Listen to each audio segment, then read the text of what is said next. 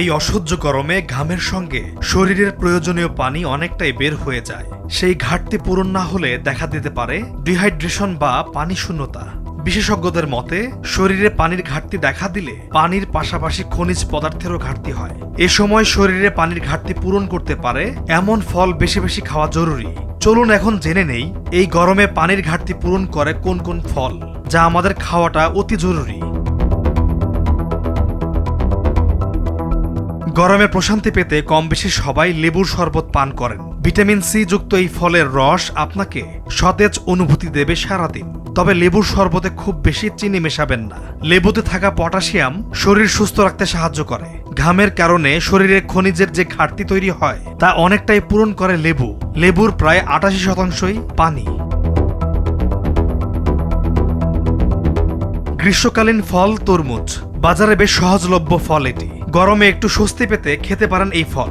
এটি শরীরে পানির অভাব পূরণ করে। তরমুজে শতকরা ৯০% বেশি পানি থাকে, ফলে পানি শূন্যতা রোধে এটি হতে পারে একটি উপকারী খাবার।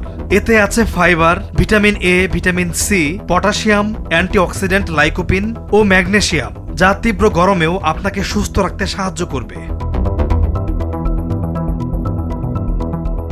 টমেটো এখন প্রায় সারা বছরই পাওয়া যায়। টমেটো রান্না কিংবা কাঁচা যেভাবেই খাবেন তা আপনার স্বাস্থ্যের জন্যই ভালো। তবে সবচেয়ে বেশি উপকার পাবেন কাঁচা টমেটো খেলে। এতে আছে vitamin A, vitamin B two, vitamin C, chromium, folate, fibre, potassium ও ফাইটোকেমিক্যালের উপকারী পুষ্টি। বিশেষজ্ঞদের মতে নিয়মিত টমেটো খেলে ক্যান্সার, হৃদরোগ ও অটোইমিউন ডিসঅর্ডারের ঝুঁকিও কমতে পারে।